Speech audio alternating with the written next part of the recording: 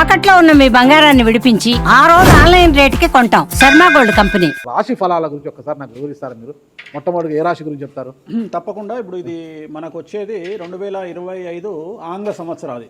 Okay. అంటే కొంతమంది విమర్శించారు 24 కదా, 24 25 అదే 25 ఆంగ్ల సంవత్సరాది అంటే మనం ఇంగ్లీష్ క్యాలెండర్ అంటే 25లో వచ్చేది 25 ఆంగ్ల 25 కదా, జనవరి 1 25. ఓకే. జనరల్ గా మనము అంటే మరి మీరు ఉగాది నుండి ఎందుకు చెప్పట్లేదు అంటే చాలా మంది ఉగాది వరకు కూడా ఆగట్లేదు, జనవరి 1 కూడా ఆగట్లేదు, డిసెంబర్ నుండి నవంబర్ నుండి అడుగుతా ఉన్నారు అందరూ. ఓకే.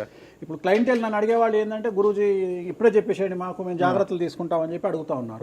సో అందుకనే 2025 సంవత్సరం ఆంగ్ల సంవత్సరాది అంటే జనవరి 1 నుండి ఎలా ఉండబోతుంది అనేది మనం ఒకసారి చూసుకుంటే, అన్నిటికంటే ముఖ్యంగా ఈ వచ్చేటువంటి సంవత్సరం పేరు శ్రీ విశ్వావసునామ సంవత్సరము. విశ్వావసునామ సంవత్సరము. సో రాబోయేటువంటి ఎందుకు గురుగారు అది వస్తుంది పేరు 60 సంవత్సరాల్లో ప్రతి సంవత్సరం ఒక్కొక్క పేరు వస్తుంటది. పేరుతో ఏం స్పెషాలిటీ లేదు. క్రోధినామ సంవత్సరం అనే నెగిటివ్ అట్లా ఏం లేదు. సంవత్సరాల్లో దీని పేరు విశ్వావసునామ సంవత్సరం. సో ఈ సంవత్సరానికి అధిపతి రాజు కాబట్టి, రవి కాబట్టి రాజు. సో రవి మనకు కమాండ్ చేస్తూ ఉన్నాడు కాబట్టి ఈ సంవత్సరం అతి ముఖ్యమైన విషయం ఏంటంటే రాజకీయంగా దేశవ్యాప్తంగా రాష్ట్రాల వ్యాప్తంగా పెను సంచలనాలు నమోదవ్వడము ఈ సంవత్సరం 2025 సంవత్సరం లక్షణాలు. ఎందుకంటే రాజుల మధ్యన రాష్ట్రాల మధ్యన గొడవలు, మరీ ముఖ్యంగా కొంతమంది ప్రముఖ రాజకీయ నాయకులకు మృత్యుగండము, అలాగే అన్ని రంగాలలోకి సెలబ్రిటీలు, సినిమా ఇండస్ట్రీ, రాజకీయము, బిజినెస్, ఎనీ ఇండస్ట్రీ, యువకులు, మరి ముఖ్యంగా మగవాళ్ళు యువకులు 40 సంవత్సరాల వయసులోపు ఉండే వాళ్లకు కార్డియాక్ అరెస్ట్లు అనేటివి ఈ సంవత్సరం అతి ముఖ్యమైన విషయం. ఎందుకంటే ఆల్రెడీ మనం చూస్తున్నాం ఇప్పటికే, కానీ వాటి తీవ్రత పెరిగే అవకాశం ఉంది. కారణం ఏంటంటే రవి కమాండ్ చేస్తూ ఉన్నాడు కాబట్టి. రవి అంటే చర్మము, హార్టు, కళ్ళు, ఎముకలు. సో కరోనా లాంటి అంత పెద్దది కాకపోయినా ఒక సమస్య, ఒక వైరస్ మళ్ళీ ప్రపంచాన్ని బాధించే అవకాశం ఉంది. అది మరీ ముఖ్యంగా చర్మం మీద దాడి చేసే అవకాశం ఉంది. అంటే చర్మానికి సంబంధించినటువంటి ఒక సమస్యల బారిన పడి ఈ సంవత్సరము జనాలు వైరస్ బారిన పడే అవకాశం ఉంది మరీ ముఖ్యంగా. అలాగే ఇప్పుడు ఇంచుమించు 40 సంవత్సరాల లోపు యువకులకు కార్డియాక్ అరెస్ట్ అనేటువంటివి జరిగే అవకాశాలు కనిపిస్తూ ఉన్నాయి. అలాగే ఈ సంవత్సరం గుండెపోటు వల్ల మరణాల సంఖ్య చాలా ఎక్కువ. ఇదంతా 2025 జనవరి నుంచి ఎగ్జాక్ట్లీ. అలాగే ఈ సంవత్సరము ఎండల తీవ్రత చాలా ఎక్కువ, విపరీతమైనటువంటి ఎండలు ఉండే అవకాశం ఉంది. అలాగే ఈ సంవత్సరాలు ప్రపంచవ్యాప్తంగా అగ్నిపర్వతాల పేలుడు అనేటువంటిది ఈ సంవత్సరం గమనించాల్సినటువంటి విషయం. అలాగే ఈ సంవత్సరం మంచు పర్వతాలు కరగడం వల్ల వాతావరణంలో మార్పులు గమనించాల్సి ఉంటుంది ఈ సంవత్సరం.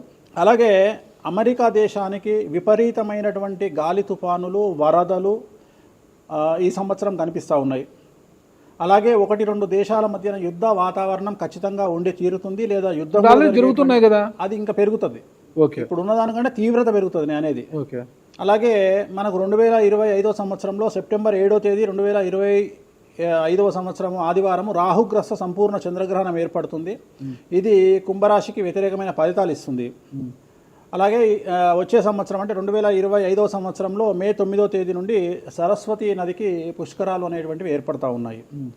ఈ సంవత్సరము రాజకీయ నాయకులకు సంబంధించి మరీ ముఖ్యంగా ఇందాక మనం మాట్లాడుకున్నట్టుగా పవన్ కళ్యాణ్ గారికి ఏలినాటి వెళ్ళిపోతుంది. అలాగే లోకేష్ గారి జాతకరీత్యా, పవన్ కళ్యాణ్ గారి జాతకరీత్యా విపరీత రాజయోగం అనేటువంటిది కనిపిస్తూ ఉంది. జగన్మోహన్ రెడ్డి గారికి లేదా రాజయోగం వల్ల?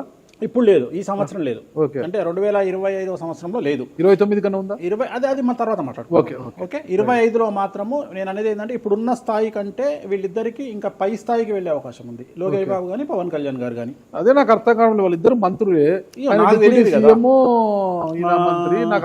ఇప్పుడు ఉన్నటువంటి పదవుల కంటే కూడా గొప్ప పదవులను వీరు పొందేటువంటి అవకాశాలు కనిపిస్తున్నాయి. రాజ్యసభ తీసుకుని కేంద్రానికి వెళ్తారా? కేంద్ర మంత్రులు వెళ్తారా? కేంద్ర మంత్రులు వెళ్తారా? పెద్దదే కదా, కేంద్ర మంత్రి అనేది పెద్దది కదా. సో అది ప్రభాస్ గారి జాతకంలో చాలా అనుకూలమైనటువంటి ఫలితాలు, శుభవార్తలు వినేటువంటి అవకాశాలు కనిపిస్తా ఉన్నాయి. వివాహం అవుతుందా చెప్పలేము, ఎందుకంటే తులారాశి కాబట్టి వివాహం కావచ్చు.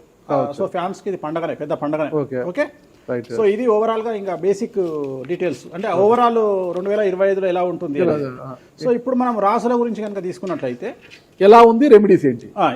నెక్స్ట్ 9వ రాశి కనుక తీసుకున్నట్లయితే ధనుస్సు రాశి. 2025 సంవత్సరంలో ధనుస్సు రాశి వారికి ఆదాయం 5, వ్యయం 3, రాజపూజ్యం 1, అవమానం 5. ఈ సంవత్సరం ధనుస్సు రాశి వారికి అర్ధాష్టమ శని ప్రారంభమవుతోంది. సమాజంలో విపరీతమైనటువంటి సమస్యలు, చెడ్డ పేరు, కుటుంబంలో సమస్యలు, పోలీసు కోర్టు కేసుల వల్ల సమస్యలు, అయినప్పటికీ గెలుపు మీదే అవుతుంది. ఇతరులను ఆకట్టుకుంటారు, మీ చాతుర్యంతో ఇతరులను ఆకట్టుకుంటారు, మనోధైర్యం పెరుగుతుంది, సంఘంలో ఉన్నత స్థితి ఉంటుంది. అలాగే గృహాన్ని నిర్మించాలనే మీ ఆలోచనలు ఫలిస్తాయి. రైతులకు వ్యాపారస్తులకు అనుకూలంగా ఉంటుంది. కానీ ఈ సంవత్సరం అన్ని రంగాల వారికి ఇన్కమ్ ట్యాక్స్ల వల్ల, జీఎస్టీల వల్ల సమస్యలు ఏర్పడే అవకాశాలు కనిపిస్తూ ఉన్నాయి. విద్యార్థులకు, ఉద్యోగస్తులకు, అవివాహితులకు అన్ని రకాలుగా అనుకూలత ఉంటుంది. మరీ ముఖ్యంగా స్త్రీలకు ఈ సంవత్సరం చాలా అనుకూలంగా ఉంటుంది. కొత్త వ్యాపారాలు ప్రారంభించే స్త్రీలకు ఈ సంవత్సరం విశేషించి రాజయోగం గోచరిస్తుంది.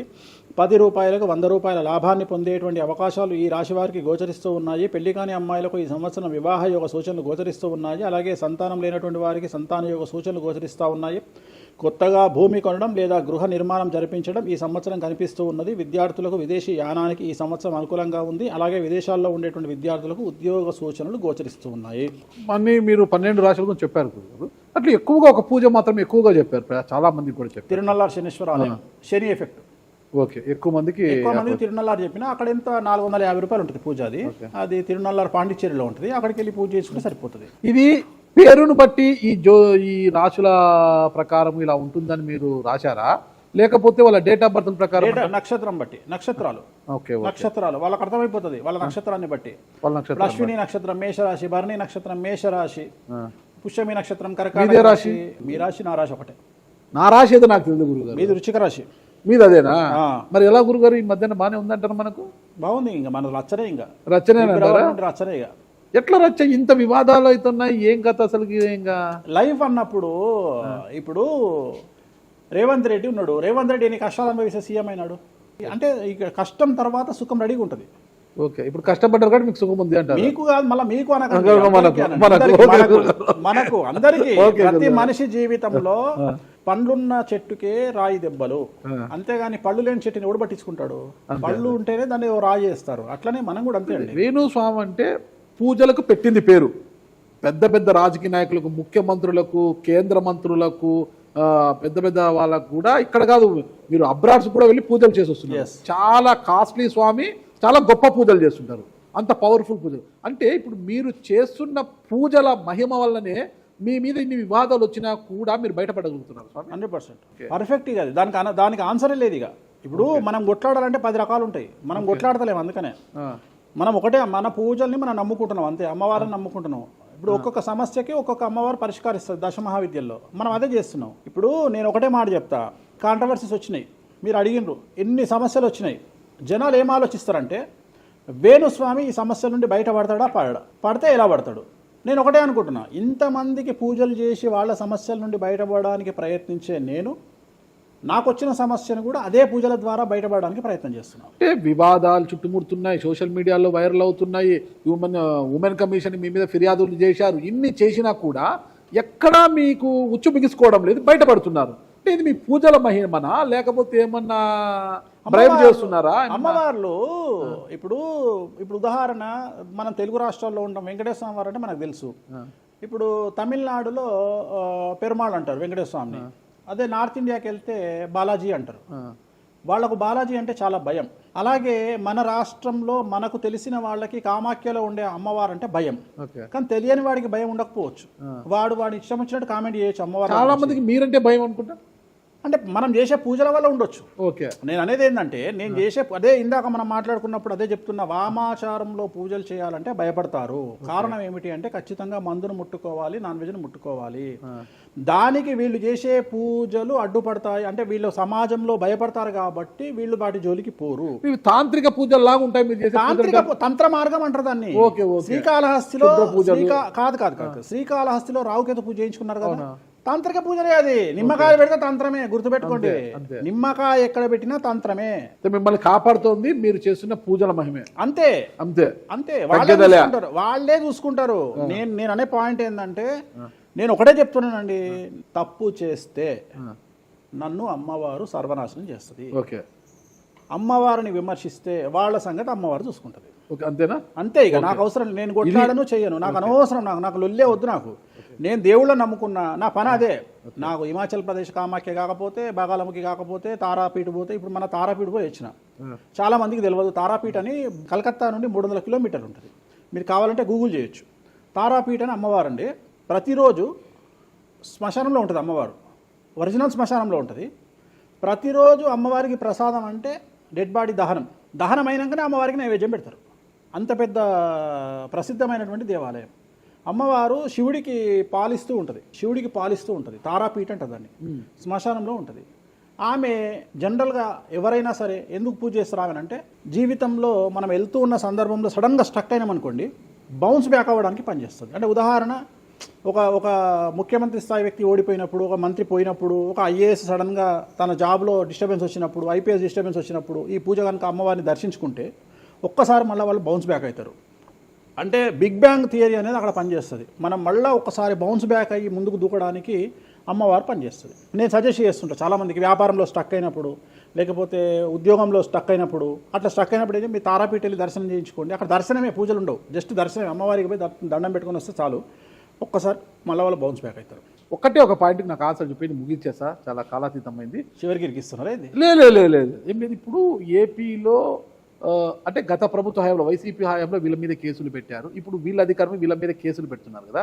ఈ కేసుల పరంపర ఇలా కొనసాగి జగన్మోహన్ రెడ్డి గారు జైలుకి వెళ్ళే అవకాశం ఉంది. వచ్చే సంవత్సరం మే 9వ తేదీ వరకు అవకాశం ఉంది, దాటితే లేదు. ఇది ఓవరాల్గా వేణుస్వామి గారు ఇచ్చారు. మీకు ఏదైనా అనుమానాలు ఉన్నా డైరెక్ట్గా వేణుస్వామి గారికి ఫోన్ చేయండి, మీ అనుమానాలను నివృత్తి చేసుకోండి. థ్యాంక్ యూ గురుగారు, నమస్తే.